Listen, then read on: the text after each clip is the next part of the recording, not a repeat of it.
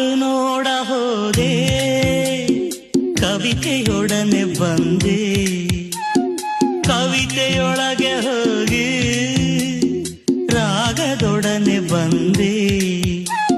ಕಡಲ ನೋಡ ಹೋದೆ, ಮಾಯದ ಕಲೆಗೆ ಬಲೆಯ ತಂದೆ, ಬಲೆಯ ಬೀಸಿ ಕಾದು ಮೋಹದ ತರುಣಿಯೊಡನೆ ಬಂದೆ.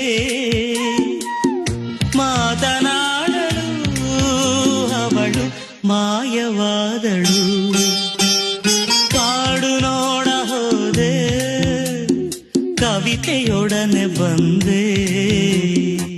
ಕಾಡು ನೋಡ ಹೋದೆ, ಕವಿತೆಯೊಡನೆ ಬಂದೆ.